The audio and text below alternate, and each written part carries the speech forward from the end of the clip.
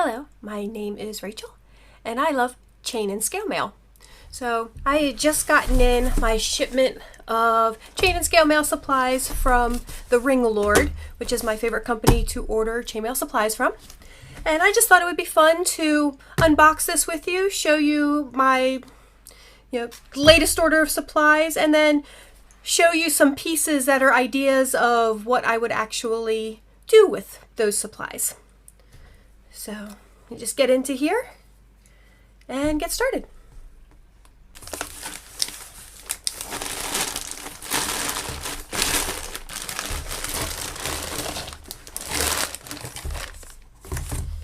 So it looks like they put everything in a large bag inside of my box.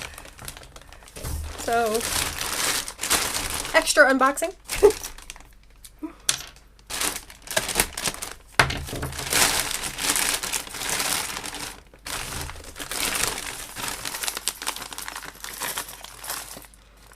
So first off, this is a bag of scales, and I actually have an open bag of these, and I'll try to show you up close what these look like. These are really pretty.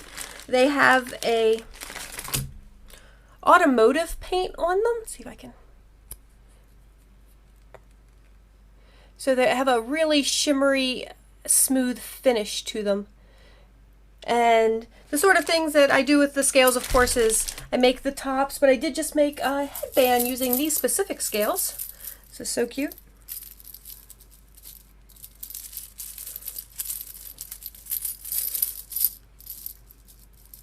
It's got little cat ears and the shimmery silver scales. So that's the sort of thing I can do with these scales, but actually what I'm planning to do with this huge bag of them is I want to make a bra top that matches this.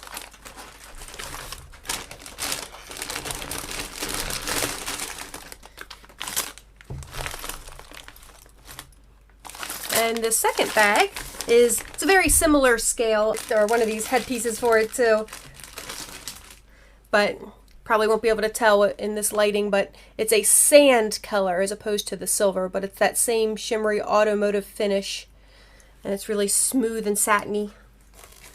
And the headband I made for that has gold ears because it's the sand colored scales. So, and again, my intention with the large bag of them is to make a matching top.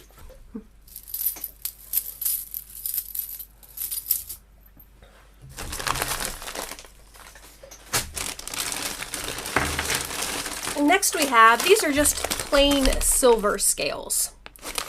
And the reason for these plain silver scales are just like this. These are actually the least expensive of their silver scales because they don't have any sort of finish at all. You can get them, of course, anodized in all the different colors. Like they come in like pink and red, and I've got orange here, green, and they come in like all the basic colors. You can also get like black and blue and purple, copper. But these are just the plain aluminum, silver, no finish to them or anything, and these are the least expensive of their scales. And what I use these for actually is I cover them in automotive vinyl, and that's that way I can get really unique finishes. For example, I've got this copper with it's probably hard to pick up on camera, but it has a holographic shift to it. I have this blue that I'm not going to be able to get it to show up with my camera lighting, but under a certain shift it'll turn gold, which is really pretty. I can get different textures. For example, I have this, it's like a suede texture, and I get this in different colors. I have pink, red, and black, and they do make a couple of other colors as well. And like this leather textured one, which is really cool. I have a project coming up soon that I'm going to use these for. And holographic. These, and like I said, these are all car vinyls. These are what they use to wrap cars in, so it's perfect for the little aluminum scales. It's a really tedious process, and it actually takes me probably like 5 times longer to wrap enough scales to make a top than it makes me to actually make the top. So I have to cut out each individual square, apply heat, and then stretch it over and trim off the excess. I have to do that to each individual scale. And one day I might even do a tutorial on that, just in case any other fellow scale or chain mailers out there were interested in learning that technique to get just really cool finished scales. And my next huge bag of scales, these are painted white. And what I use the white painted ones for is I paint them with alcohol inks, and the colors just show up better on the white scales than they would on the silver scales, and the colors actually don't show up at all on the already colored scales. But I can paint them with the alcohol inks, get all these different pretty colors.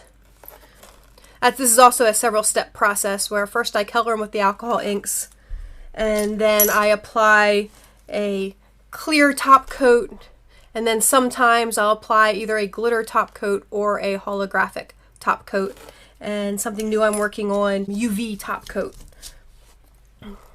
so that they'll glow under UV lights. And that's a new project that I'm just beginning to experiment with.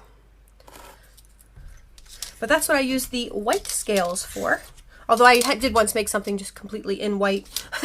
But really, these are my favorite for painting. And then I just have a whole bunch of rings. I went a little crazy with the ring ordering. So, and I have these different sizes. Start with this largest size. This is 3/8. So the largest size I ordered are the 3/8. And I also ordered 1/4 inch. And I ordered those two sizes together. I have different colors. It's not necessarily this color combination, although that would be pretty. But what I can do with these two sizes together is I can actually make what's called a dragon scale weave. And this is a really cool weave. And I just like the size of it when I combined the 3/8 ring with the 1/4 inch ring. And these are both 16 gauge rings. And then we have some 5/16. And 5/16, also again in that 16 gauge, are perfect for doing either like a full Persian. There's also a half Persian, which actually the very edge here is done in a half Persian, but you're probably not going to be able to see that very well here. I don't have just a half Persian chain laying around, but these full Persians are super pretty. And then one of my absolute favorite for just chains is called a candy cane weave, and it's pretty much a version of the full Persian, just done slightly differently. And again, I'm thinking I would like to do tutorials for these weaves one day too, although there are already so many of tutorials for these different things here on YouTube. But I thought, what the heck, maybe I should just try and do my own as well, just for the fun of it. And let's see here, yep, just a ton more rings in different colors. I've got all these different purples, and again, I am preparing for large conventions coming up. I have Mysticon coming at the end of February, and then Dark Side of the Con at the end of March. So I'm going to be incredibly busy these next couple of months building stock and preparing for my 2 conventions. And just to show you like some other things I can do, those 5/16 rings are the size I use for this European 4-in-1 for this shoulder piece. And then of course this is the type of bra tops, and I've showed you those before, but this is with those vinyl covered scales, as well as just some regular anodized blue and silver scales. And these are like a frosted silver. And with the 1/4 inch, I also do these cute little dice bags. I just like, with the 1/4 inch, I like how closed the weave is. I also use the 1/4 inch when I'm doing bra tops out of that 4-in-1 weave, because I feel the 5/16 is just a little bit too open, where the 1/4 inch does give you something that I feel you can wear without worrying about exposing anything. So that was my order from the Ring Lord. And like I said, I'm going to be super busy these next couple of months preparing for my conventions. I have all sorts of stuff already made and all sorts of stuff I need to make. Show you another pretty little necklaces with some painted scales. And these are the 5/16 again. And then up at the top I do that half Persian weave to bring the necklace into a more rounded shape at the top of it.